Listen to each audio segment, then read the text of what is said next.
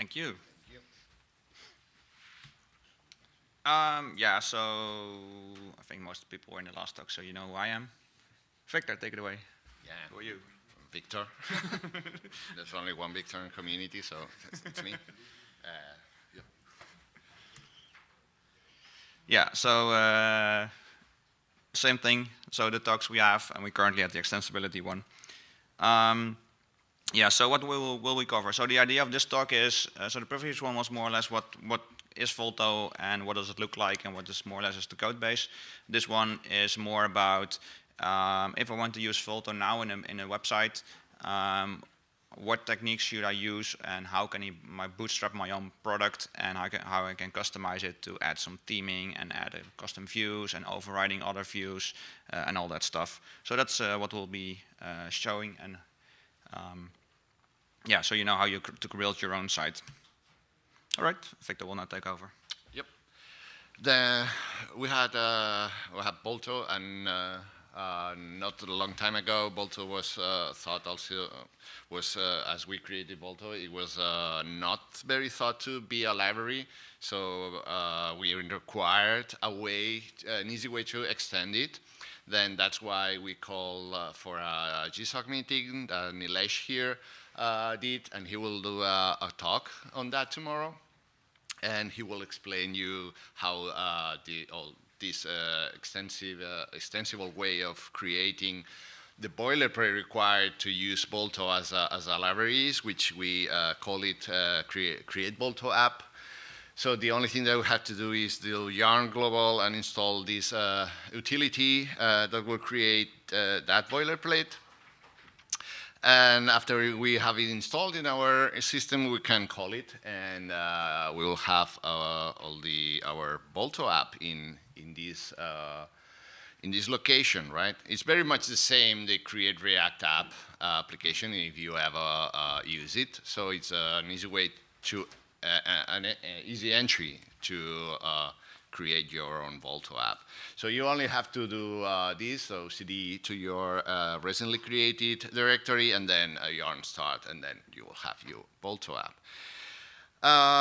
Yeah, after that, well, we'll have a bunch of files. Rob already showed you the last, during the last talk. Yeah, it looks very much like this, which you will have some directories by default, very much the same, the Volto ones, but empty, because they are ready for you to add things. We will cover all them during the talk. And all the boilerplate required for the Volto app work, right? So this will be the output of the create Volto app command. So yeah, as I said, we'll have several of them. So like the static resources one, when we will put our fav icon or robots.txt and so on. Yep. Oh. Then yeah, we also can the most important thing that we want to do in our new app is to override components. So you will have by default all what Balto has, and it will look like exactly the same like Balto. Then you can start overriding a couple of things, a couple of artifacts. One of them are barely components, like the logo one here. Or the SVG that accompanies the logo component, and you do it like you will do it like in JBot. If everybody is used to do that, you only have to grab the original one, the original file, then place it in your customization folder, which is here also, the customizations folder. You just will put it here using exactly the same folder structure that Balto has. So that way Balto knows what to customize and when. So having this kind of, this tree of folders, which maps the same that the Volto one has, then you will customize the logo SVG component, and you will have the logo customized with your own logo. And it's that easy. You only have to reboot the server, and then you'll have it. And the same for every component, right? So it will be the same. So you will have to go to Volto, grab it, and copy it here, maintaining the exact structure that Volto has. Yes. All right. So internationalization. As I mentioned in the Volto talk, we're using this more or less the same machinery as we currently have in Plone. That is based on React Intel. That's a library created by Yahoo. The React Intel is the React implementation of it, but there's also an implementation for Angular and for Vue and for basically everything. You can use the same machinery. So what we did there was that we created a script called, well, it can be called with yarn i18n. And what it does, it will extract all the message strings from all the sources. So the same thing as you would expect from Plone, which is actually not really common in the JavaScript world, because in JavaScript you usually have to define your messages somewhere. But we actually have like a nice extraction tool, so you can't forget any of those. So what it does, it will extract all the translatable string from all your sources. That will be generated into a JSON file. The JSON file will then be converted and synchronized with a POT file, which we can actually use in our translation system. The POT file is then synchronized, as you would expect, to a PO file, so all the new strings will show up, or the strings will be removed when they are removed. And the final step here is that the PO files are generated back into a JSON file, which can be picked up by the front end again. The change from Volto and from theming your own site is basically we are extracting all the strings which are in your own app. And the last step here will combine all the translations from Volto itself with your own translations, and will merge them together into one big translation file, which can be used to do all the translations. So how can you make text translatable in your own view? There's a really simple component which is called formatted message. It's a simple React component, can be imported from React Intel. And what you do is you render a component, as you can see here, and you provide an ID, and you provide a default message, and that's it. Then it will be translatable.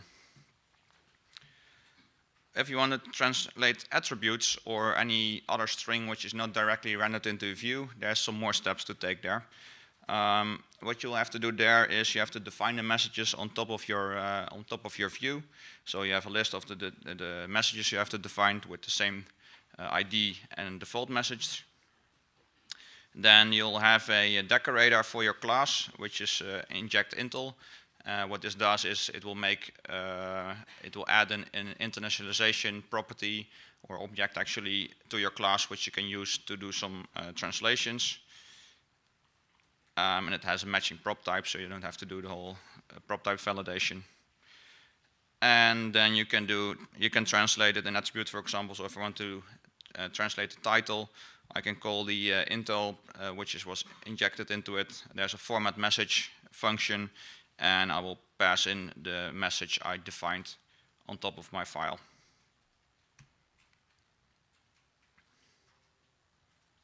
Yes, still me.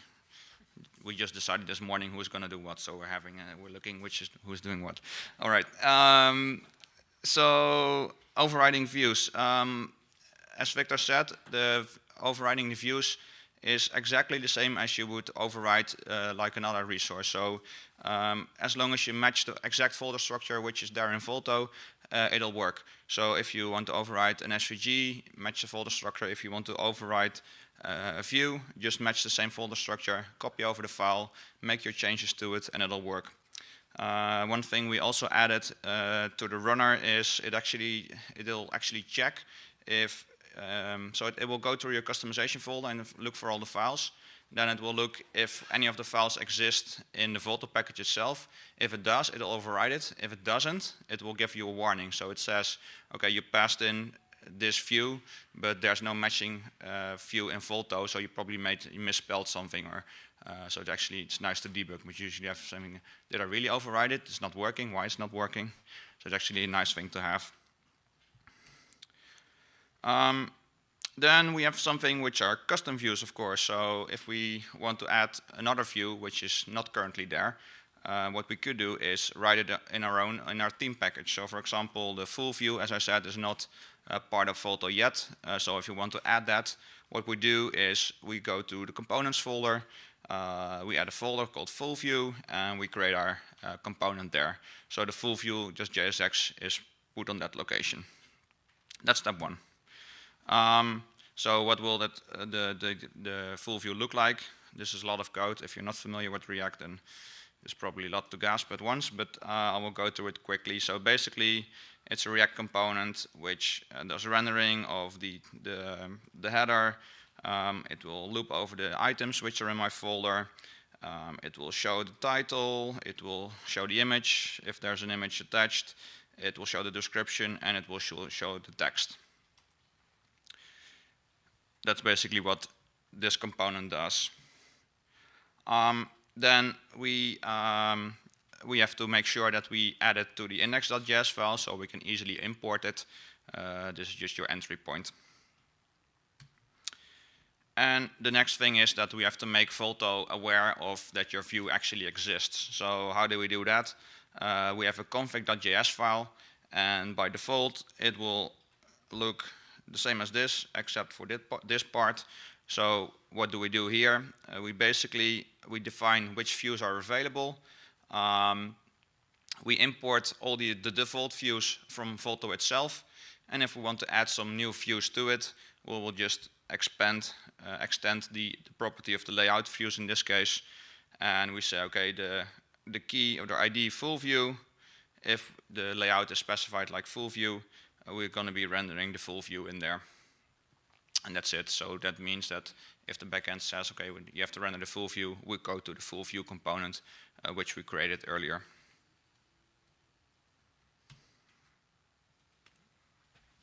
Yep, same thing as the views are the same stories for custom widgets. So let's say that we have a custom widget that we want to extend because we have our own add-on product that requires a specific widget for rendering the form in Volto. So the way of doing things is almost the same like in views. So we have our components, and we will have our component widget there as well, which will live in this location. And then we'll have the code for this rating widget. And yeah, it's I won't go also with all the code, but we'll do whatever I should do. And then we have also the registration of that widget. So we will have to add it to our index.js, the same thing as we did with the view. And then once we have this declare, we can, in the customization, in the config.js, we can declare that we have a new widget, and we have to do exactly the same as we did with the view. So we have to import the default widgets from Balto and then add ours. So the rating, we have to add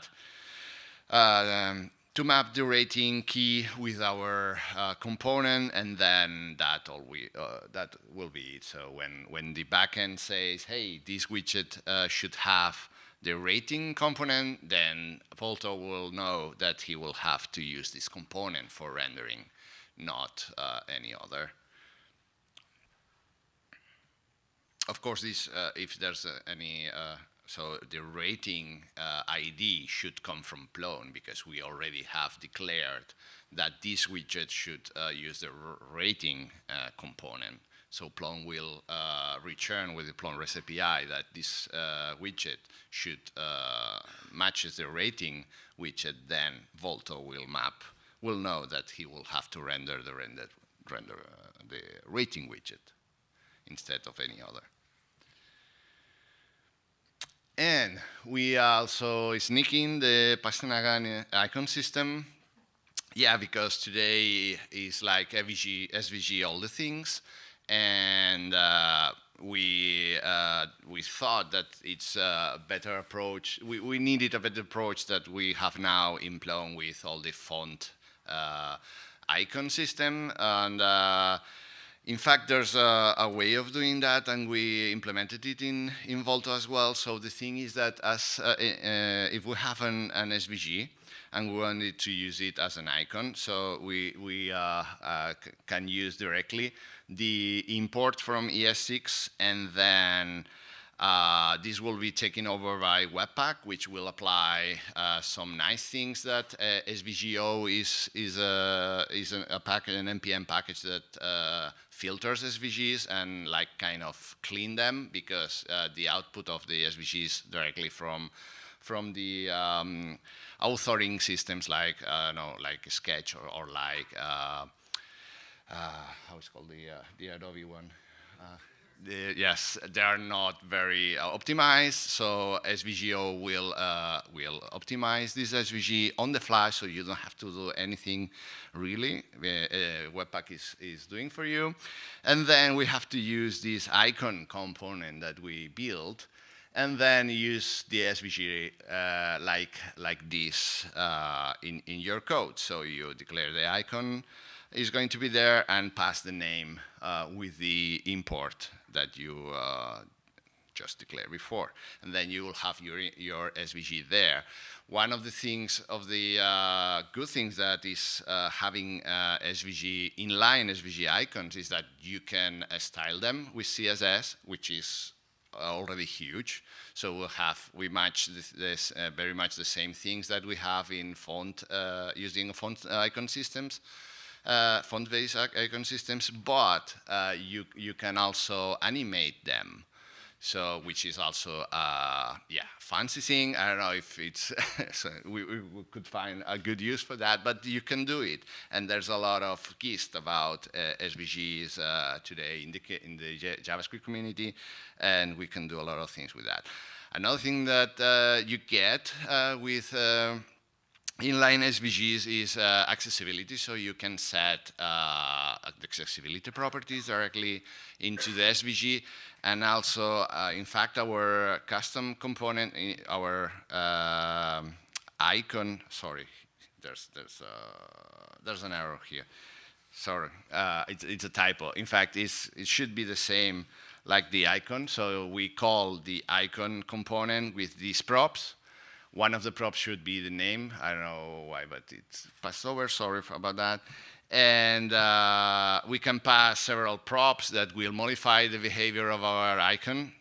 We can pass directly our color. So if we we want to set up the color of that icon directly without using CSS, we can do that, and we can declare it in JavaScript. Like this, we can set the title of our icon, which could be static like this, or could come from the internationalization Plone engine, which happens a lot of times. For example, for when you're rendering the toolbar and you're having lots of literals from that you have to map to icons. And then you can set the size, which by default is set to 36 pixels, yeah. But you can modify it. You can set the class name as well, in case that you need, as we said before, you need to add fancy CSS to that without having to inline installing it. And you can also add a handler for what happens when, for example, when you click on that icon. All of them are props that are optional, and this will be the most simplest one. As I said, where it says my custom SVG should say icon, and then the name should be there as well. So my fault. Sorry about that. Yeah. Yes. So. As I said, what you can also change are some of the other settings which are defined there. One of them is all the rich text editor settings. So by default, the people saw the Volto talk. You have, I can show you though, might be better.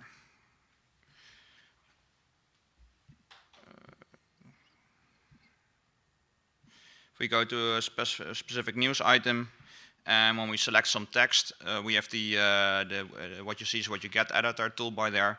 So we'll have, by default, we have the bold italic one with the link item there. And then we have the block styled items, and like the header, H1, H2, like the list, unordered list, block quote, and callouts, which are there. But if you want to remove some of the styles, if you don't want them there, or if you want to extend them, you actually want to have an extra one, you can do that. So how does that work? So the first thing we'll be doing is, for instance, if we want to have underline, which is not there by default, maybe for good reasons, but if you do want to have that, the underline, then you can do so. So what you'll do is, step one, there's some helper methods which you can import, one of which is the create inline style button. That's part of the draft.js button package, and that will help you to easily create a button, so you don't have to worry about what it should exactly generate. Then we'll import the icon components, which Victor already mentioned, and we'll import the SVG. So as Victor mentioned, we have a lot of the SVG icons, or actually we have all of the SVG icons, which are part of Pastanaga, and there are a lot of them. I think there are, I don't know, like a couple of 200. 250 I just heard. So that's a lot of them. So for most of the use cases, there probably is an icon you can find, and if not, then we could add them later, I guess. You can add your own as well. Maybe we shouldn't let developers do that though, but or just add Hello Kitty in there. Yeah, so the first thing you do is you create the inline style button. What you'll do there is, I think, oh, this one is missing. Yeah. Yeah. It's in the training. Yeah, that'll work. No, it's not here. No, in Volto. Yes, I do.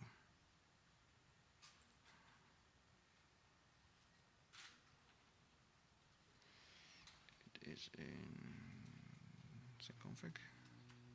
Here. Here. Yep. Yeah, so this is what the, for example, the bold one will look like. So what you do is you'll provide the styling you want, and these are currently defined in draft.js. So draft.js has a definition of all the available styles which they have. If you want to, so they have bold, for example, italic, as you can see here, header 2, header 3, unordered list. These styles can also be extended, so if you want to have your own custom style, which is, I don't know, like a fancy call out or a quote or whatever, you can add your custom one there. But by default, like all the normal ones are available.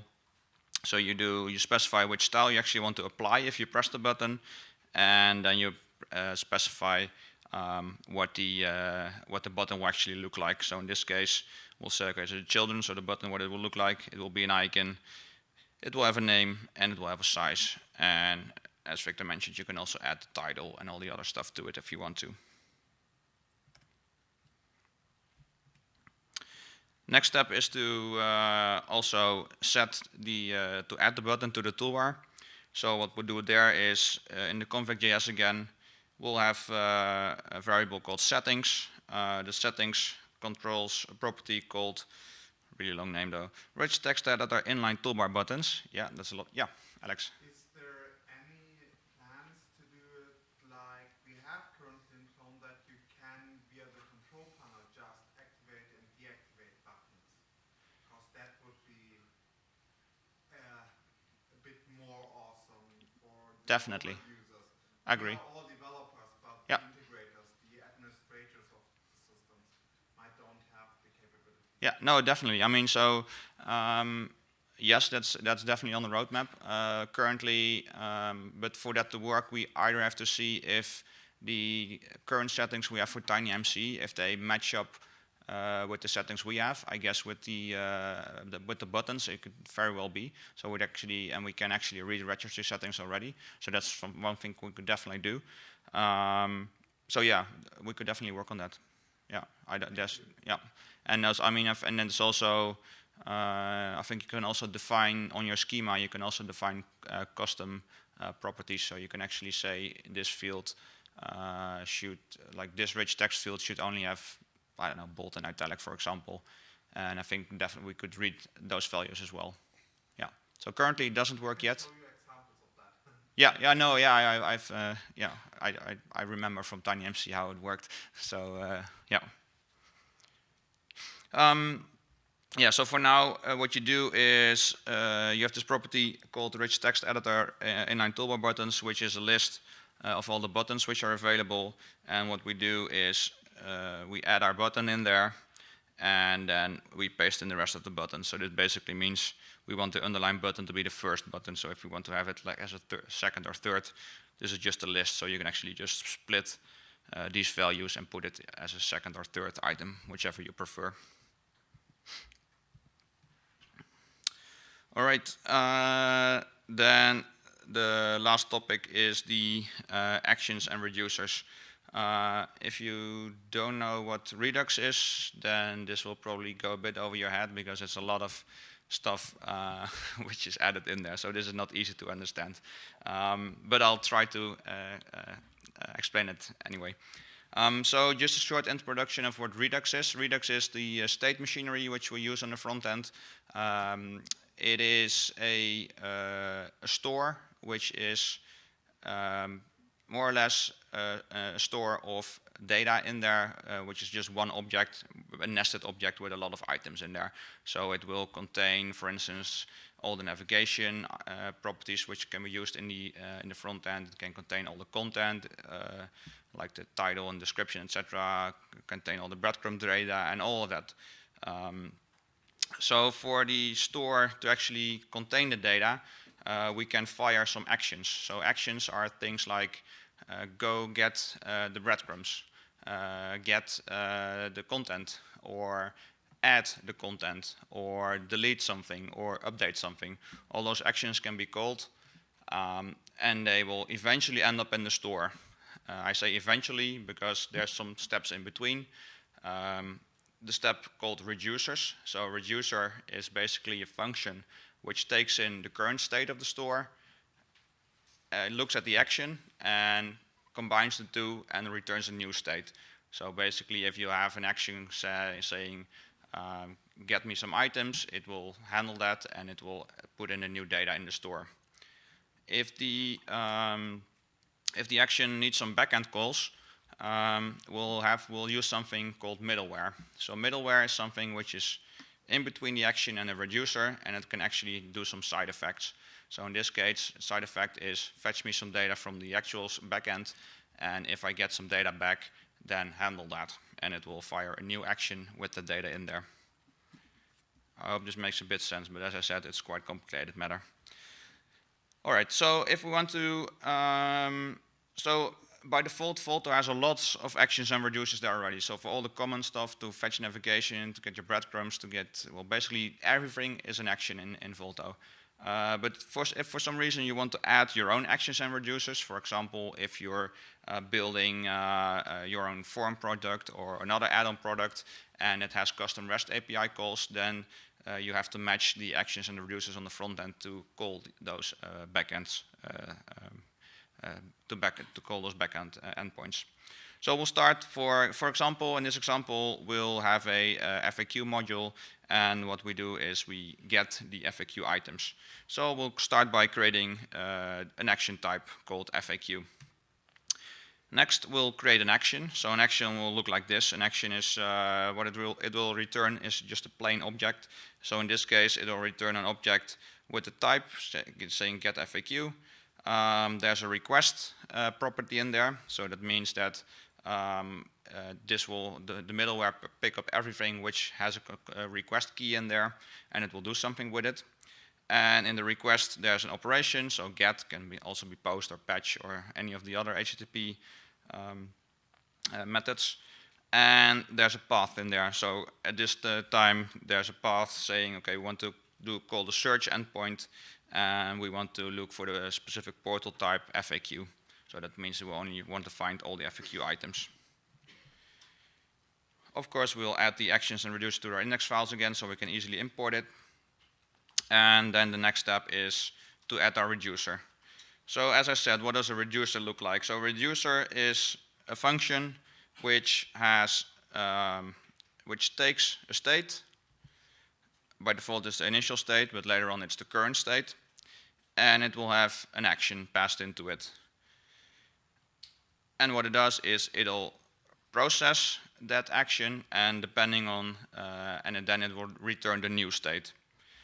So, for example, if we do the get FAQ call, the middleware will send a couple of actions depending on the state of the current backend method. So it will first send out a pending method message. So it will say, okay, this is a pending message. We're still fetching the data.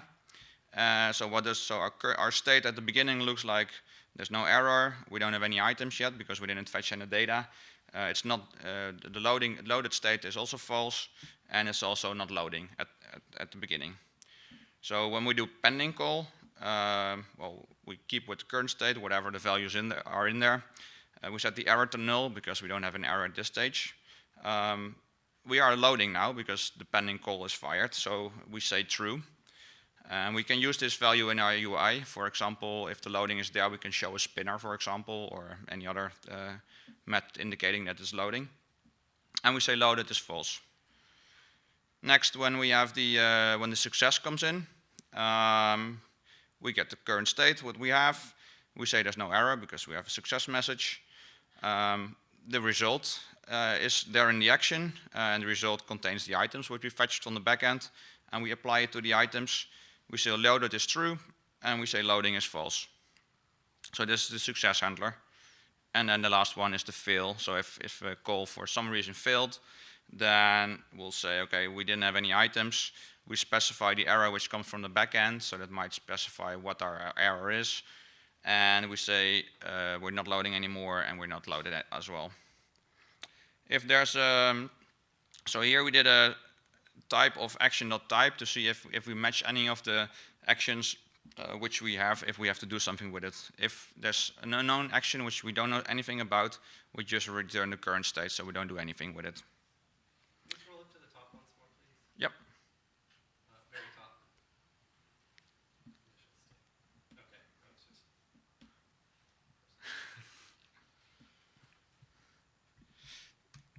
All right. Then we have the index file of the reducers. So reducers, there can be multiple reducers, of course. So all the reducers are combined into one big structure. In Volto, we have a list of all the default reducers. So those are all the reducers, like as I mentioned earlier, the breadcrumbs and navigation and the content and everything. And if you have to add your own custom reducer, you can just add it to the list. So we're now adding the FAQ reducer, which we just created, also to the list.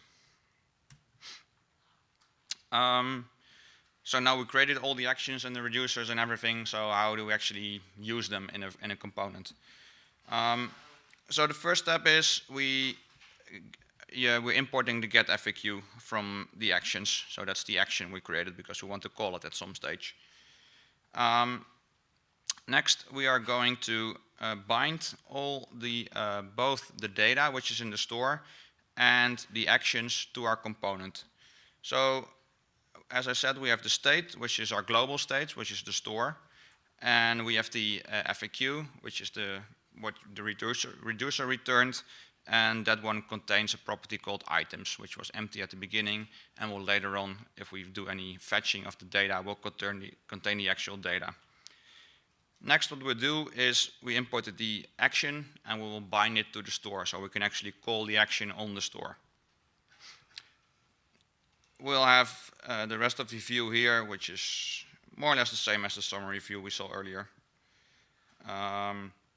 Then we have the lifecycle method. So this method is more or less an event.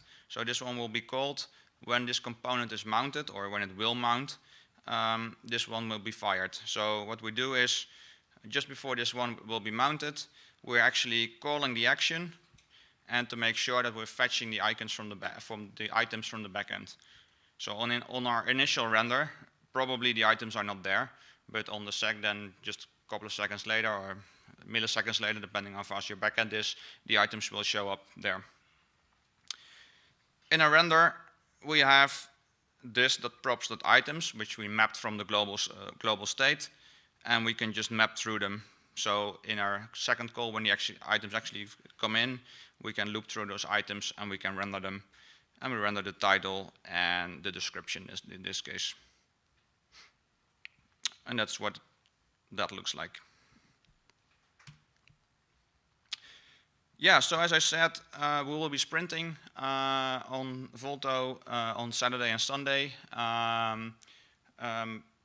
People of any level can join, so we're trying to keep it as open for everyone as possible. We have some really good tasks to start with to get you up to speed, to create a view, for example.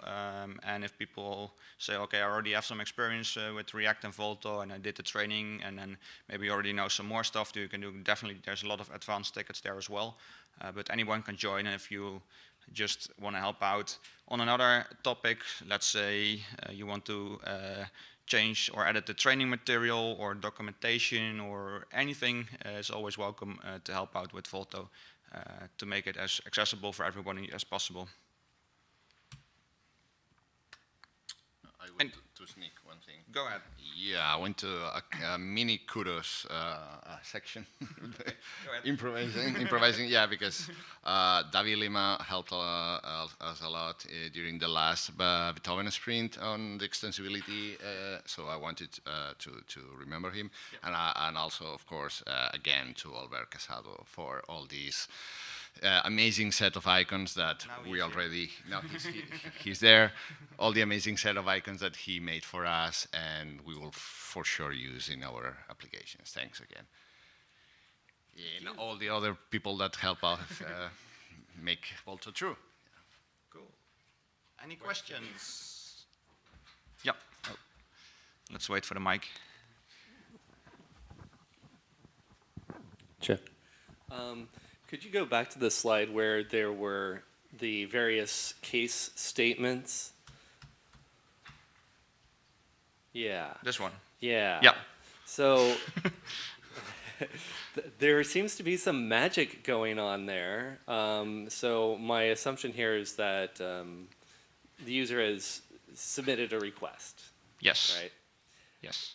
That request, at the instant that request is sent, the pending state is returned to the user?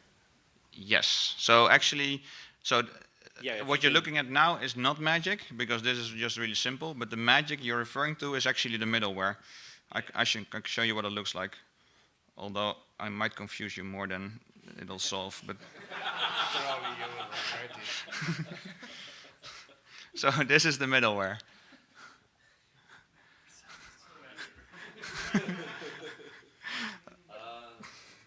Oh, okay. All right. I'll go through it quickly. So what it does is, so middleware is in between the actions and the reducers. So we had the actions, which is fired. Then we have middleware, which can do something with the actions. Then we have the reducers, which actually just handle actions. And at the end, we have the store, which saves that data. So in this case, we created an API middleware, which actually looks for something specific in your action. In this case, it'll look for, it will get the action, and it will fetch a variable called request, which we added. And if it's not present, then it will do not do anything. So we'll just call the next reducer with the current action. If the request is there, so if I actually want to do a backend call, it will immediately send out a new action. So it will fire a new action with the same type as we're receiving, but adding the pending state to it. And this is the state actually which you saw in the reducer. Next up, it will, so you can also have multiple requests in the same item. So if it checks if it's a list, and if it is, then it'll fire multiple events. If it's just one, it will do the request itself. And then when the request is done, we have to the handler. It will have the result, and it will fire the same type with the success handler, and it will pass in the data. And we have the error. So if the backend call doesn't return something valid, it will call the error type with the type and the type fail. So that's what we're checking for there. Yeah, thank you. So, That's so it looks really complex, but maybe it's and that's yeah. all without even changing the URL or refreshing the page or nothing. Yeah, definitely. Yeah, so it's all Ajax calls. Yeah. Yeah. Cool. Yeah. Thank you.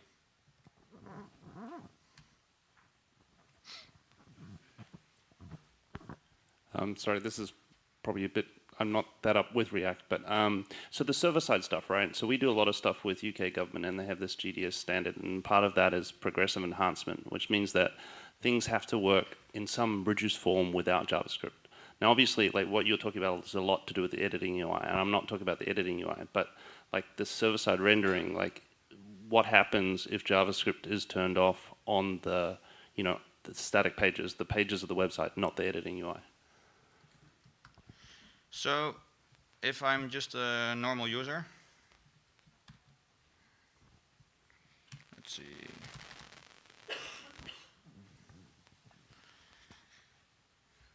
Where's this setting? I don't know. Here? And then in the middle, I think, oh, fuck, they changed it. Oh, no, it's in the console. Can we can disable it, right? Can we? Yeah, in the Anyone knows? In the console, yeah. Then the settings in the That tools. Setting. Then, disable JavaScript. I can't search. Here.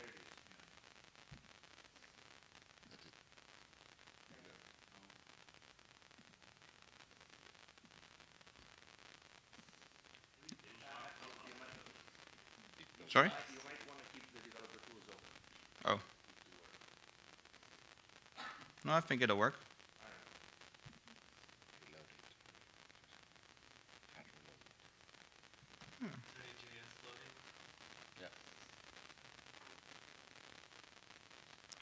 If so, it should. If the does the setting work? Yeah, the setting should work, right? It should work. We can do a call also.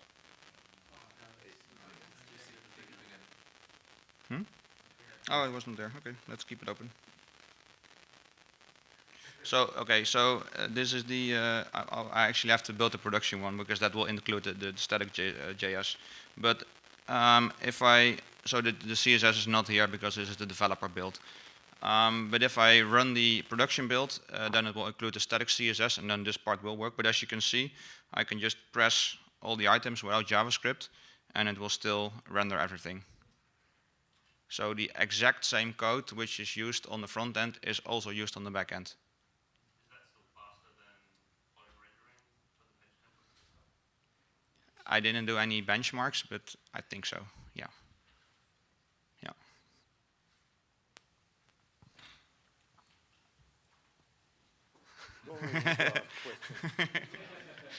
Someone else?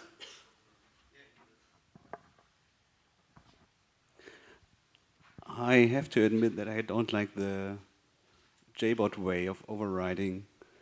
And my question is, don't you think it's a better idea to extend the components and only override the parts that you really want to override? And maybe to split the JSX parts of rendering, because I saw big JSX in the render functions. Yeah, sure. Thing is, well, there are several things to say about that. It is, although you see a class there in JavaScript when it's transpiled, it's not a class because EX5 doesn't support classes. So that's a bunch of overhead there. So the whole React community themselves, I don't know if you know the news, but they are moving out of classes as base elements for components. So they even now announced a new way of doing state in a non-class component, I mean in a function component. And the way that we were used to do extension like in Python, like, yeah, I got this class and then I extend it, or I do I inherit from this class and I have all the class, doesn't work in the same way that in the Python world. So something that will seems to us so obvious to do is not that obvious in JavaScript. And we have to keep thinking that we are not talking about Python, unless we see classes there and extends and things like that. So, and also the fact that the React community is moving away from classes is something that we don't have also to abuse from. And I don't know. Yeah, so to add to your point of splitting up the JSX part with the other part, that's definitely something we could do. So some React projects use a special controller class and a view class basically. So the view class is really stupid, so it only has some properties and it will render, and the controller class does all the logic. So in cases where you actually want to override stuff, we could split it up. And also if we split up more components into smaller components, then I guess it's also easier, because then you don't have to override the whole specific class, but just like a really small part of it, and then it's more or less the same as you would do. But yeah, as Victor said, it's like JavaScript and Python are different environments, so we have to deal with how it works. But yeah, there's definitely steps we can make that it will become easier. Yeah. Okay, and the next time. We have time for 2 more questions. Or 1. Yeah, next talk starts in 3 minutes. Oh, that's true. I thought it stops in... Okay, thanks very much. Thanks, Rob. Thanks, Victor.